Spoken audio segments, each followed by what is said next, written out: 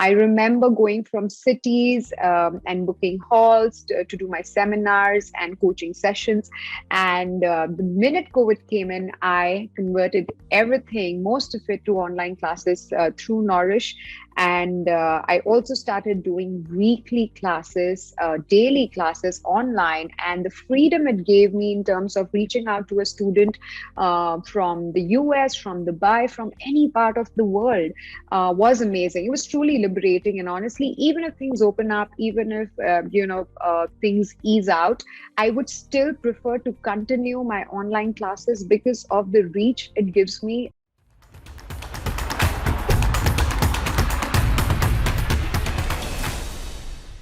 Having expertise in a certain subject today is just not what we need. If you are a coach, if you are in the teaching profession, or just someone who has amazing knowledge in any subject, you 100% need to be comfortable in front of the camera, especially in current times because of how digitized we are and how we've become.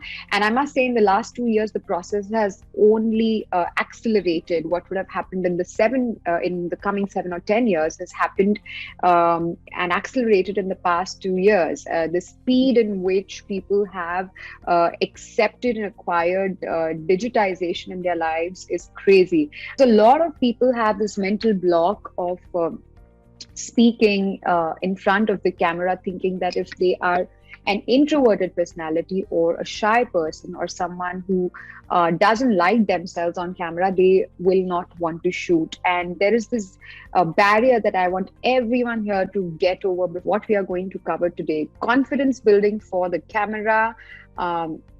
We are going to talk about the best video tools that you can use to master your process and your journey in speaking on video. Of course, there are many of them, but I'm going to share some personal ones that I personally like and that are easy to use for someone who's also not very who's not constant on the digital subject and still wants to try his hand on it without an editor. So I want to share some of those.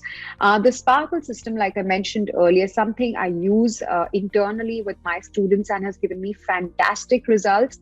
And overcoming camera anxiety, absolutely essential if you really want to master what it is like to be in front of the camera. And let me tell you, that is not something you're born with. That is a skill that you can acquire, which is why I feel confident that any one of you who has the intent to master it can learn it.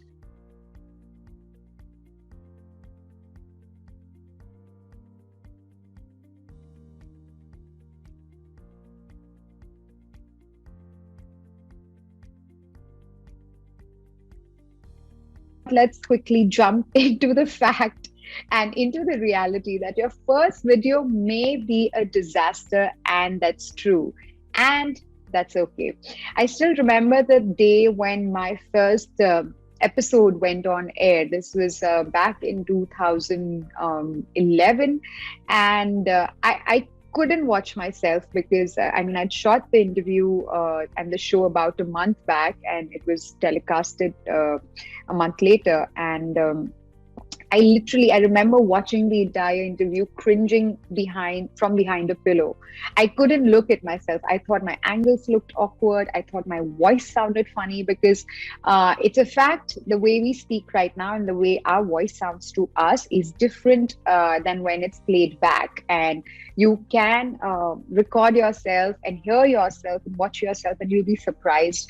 There were times when I thought I was smiling in the interview, but when I saw the playback, I was not smiling. It was a poker face. And multiple playbacks like that, multiple episodes, months and years of watching myself get awkward and fumble and all of that. We are in an amazing time when we all have a phone with a camera. So it is so easy to constantly watch ourselves. And when I say playback, do not record yourself with your front camera, because watching yourself speak is very distracting. So use the back camera, speak into the lens, look at the lens and speak without actually watching yourself, because that distracts us. We look at how our face is moving, we look at how our hands are moving, and most of us become conscious.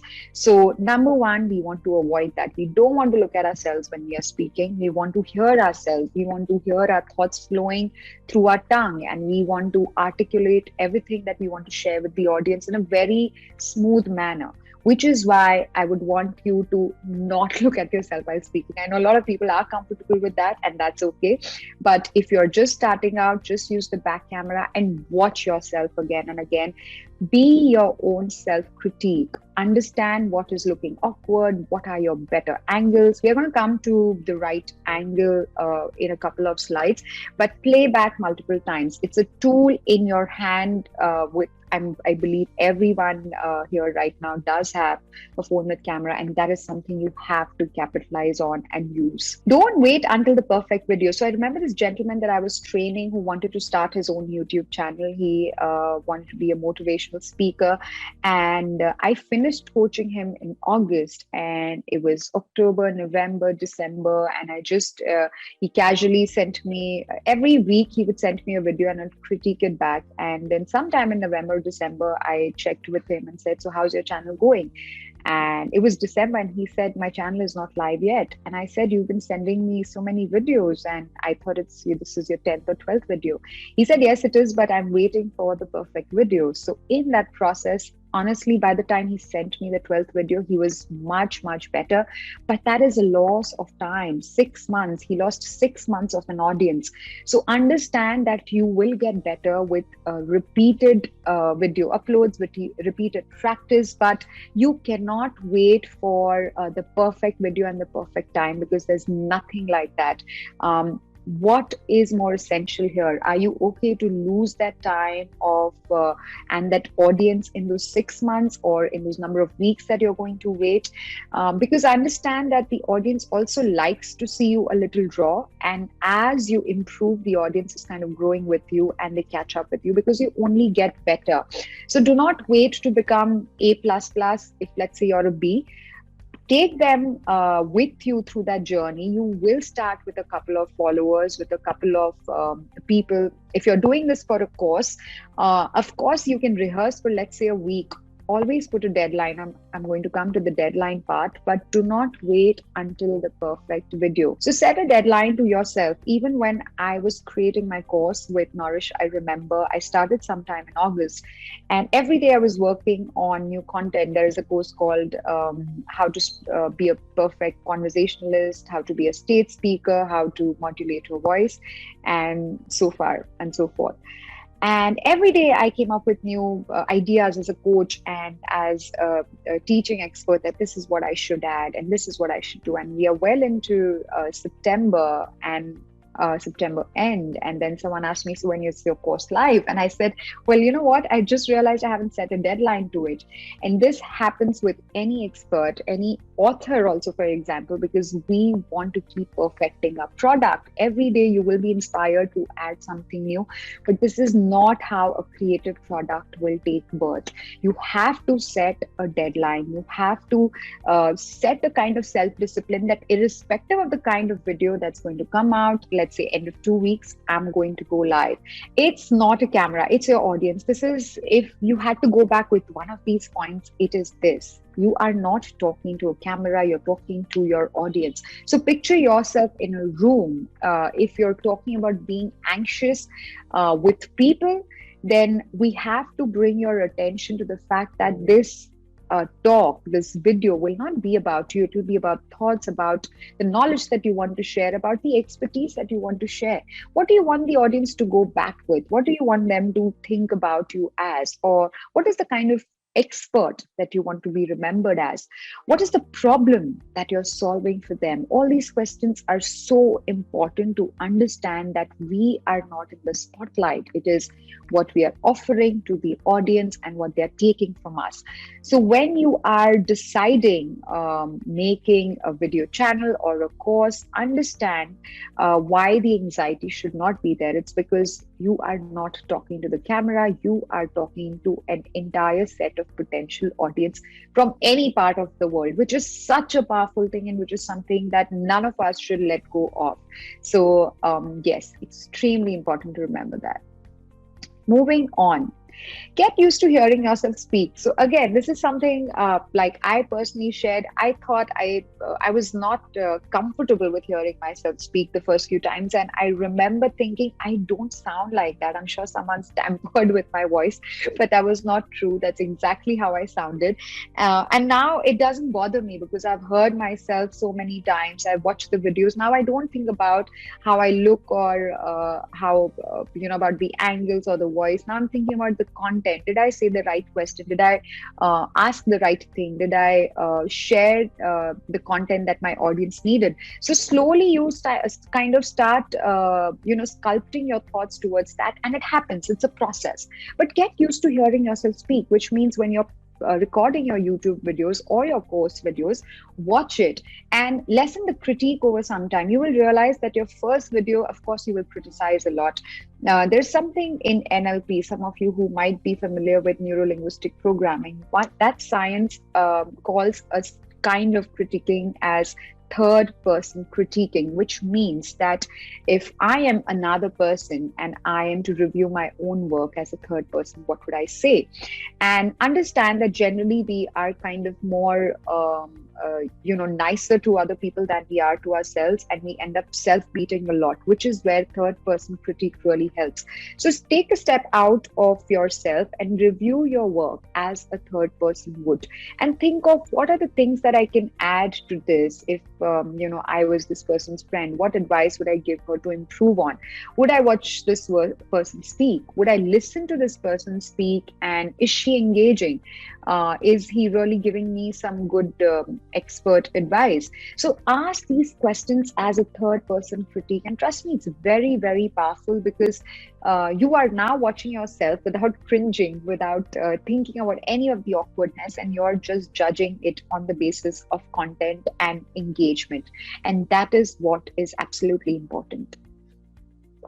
Instead of an exact script, use talking points. Now, what does that mean?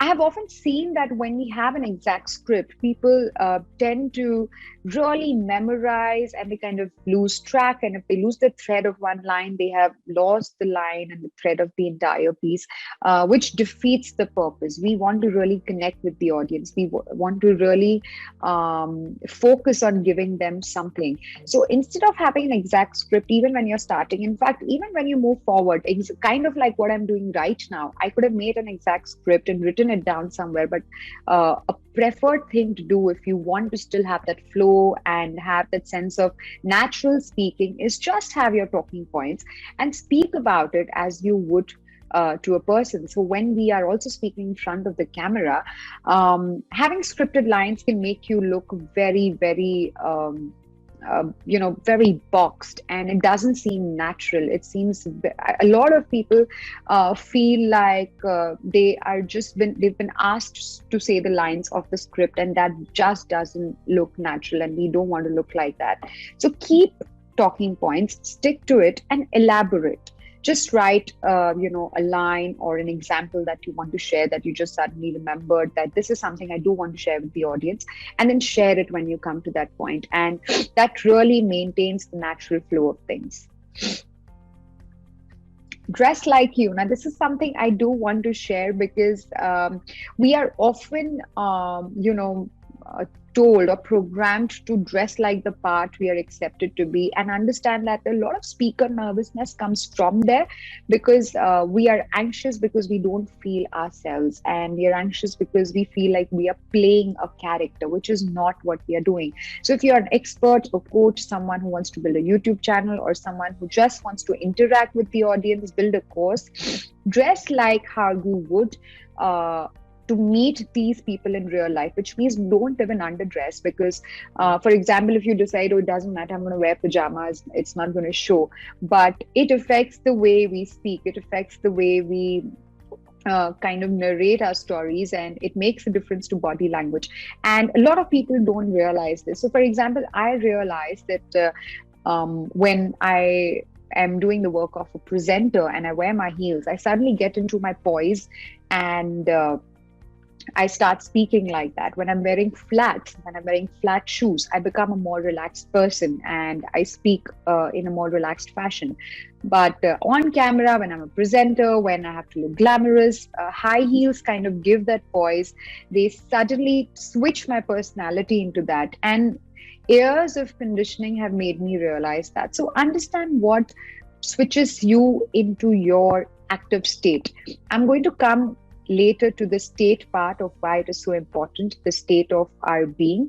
But coming back to dressing like you, I remember a student of mine had to wear a watch to any presentation when he was speaking because that made him feel like um, he matters, or that made him feel like this is a formal occasion. If he didn't wear a watch, it felt like it's a casual occasion. It's also called anchoring in a certain science. So understand what it is for you. Maybe it's carrying your diary, a pen, maybe it's doing your hair a certain way, maybe wearing a shirt instead of a t-shirt. So understand what switches your state to a speaker or a confident state. Again, it's not a camera, it's your audience. This point is so important that I wanted to repeat it twice. Speak to the lens like you would speak to your students or to a room full of people. So do not feel, a lot of people say that it feels like I'm talking to myself, but come out of that context and think of the bigger picture here. You are reaching out to a lot of people. So constantly drill that fact. And again, like I said, it's a fantastic opportunity. Anyone who's not using social media or any of these tools or says, I'm not good with social media, it is, I'm just so bad at it. All these are just pulling you down. Yes, you will still progress, but the growth rate that your videos or speaking on camera or social media pushes you is amazing. It will accelerate your growth like anything else and give you a new set of audience, a new set of peers who will truly appreciate what you speak. Okay, technicals. Now, what is the right light? A lot of people often fuss about it. And one of the most important things here to remember is that if we are in a natural setup, I'm technically going to now talk about the light, camera, and sound because a lot of people get very flustered with this. So if you're in a room, at your place or in the office, if it's day, I would suggest that take the light from the window, open a window, face the window. That's the best light that you could have. That is one option. Never sit with your side towards the window. So if my window is here, if I sit like this, I just have one side lit up and that just kind of looks awkward. So I want to avoid that. Same for the other side, and never have your back against the window because then you're going to have backlight and you are going to look darker than you normally are. So always face the light. This is one rule that all actors, all theater actors follow. Face the light, take the light. If you can see the light can see you. That's the number one rule. If it's, let's say, you don't have a good window with good enough light, or if it's a closed room, if it's evening, night, then invest in one of those ring lights, which you may see a lot of influencers using. A lot of people, non-influencers, are also buying that because it is absolutely amazing. Just fit your phone right in and switch the light on and you're ready.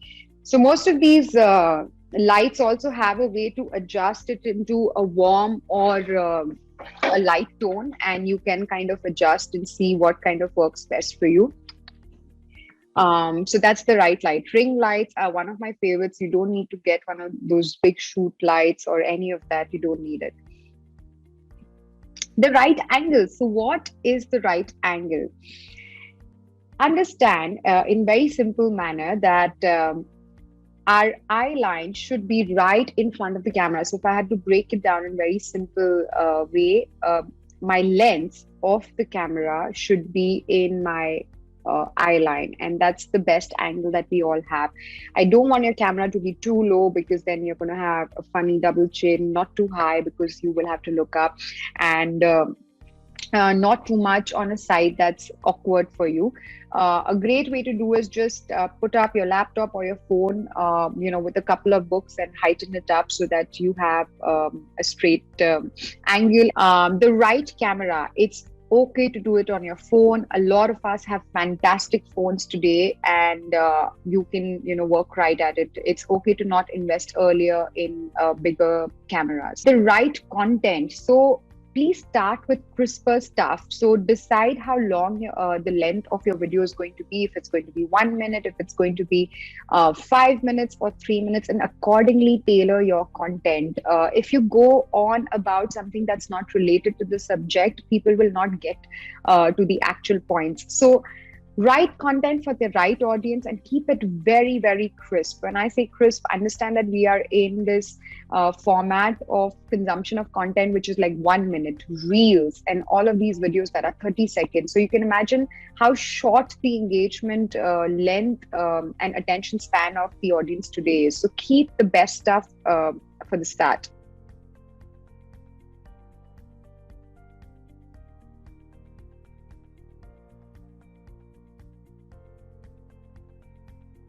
Some of the best video tools, I'm going to quickly run through it because I do want to share the Sparkle system. That's just going to take 2 minutes. For video editing, iMovie and Wondershare Filmora are amazing. For on-the-go editing, InShot, which can be downloaded right into your phones, is a fantastic thing to have.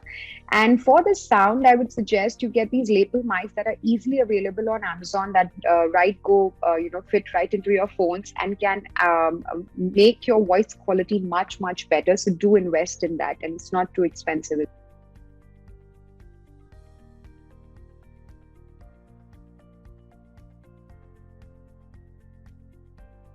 The last thing, the Sparkle system for every speaker. The state that I was talking to you about, switch into your positive state or into your active state. For example, Tony Robbins, a very popular motivational speaker, every time before he goes on stage, he does this little dance on a little trampoline backstage. He jumps on it, really pumps up, gets his energy high, and then goes onto the stage with that energy. But that's what he wants. He kind of that energy is contagious to the audience, and it's fantastic. So figure out what works to get you into that state. Practice, like I earlier said, practice is absolutely essential. Audio, the way you speak is very important for the way your audience receives you. So please focus on how you're speaking, not just on the content, because a lot of speakers tend to focus so much on the content that they forget how they are speaking, articulating, or even how they are voice modulating. So extremely important. Record, like I earlier said, playback and use that tool importantly. Keynotes, like I earlier said, if you can just take notes and break down your speech into talking points, you're done. You can just use a postcard and take off the points from there. You do not need to have a page and walk onto stage or in front of the camera. Just have a script ready. Today, you also have a lot of teleprompter apps that can help you just read the script off, but then that looks like reading. So I wouldn't highly recommend it until and unless you've mastered the art of reading the script in a very natural way. Stick to talking points and keynotes. Lead, understand that you're leading the video, so you get to decide how you want to shape it up. And eye contact. Now, in this case, your eye contact has to be right into the lens, especially if you are not reading of anything.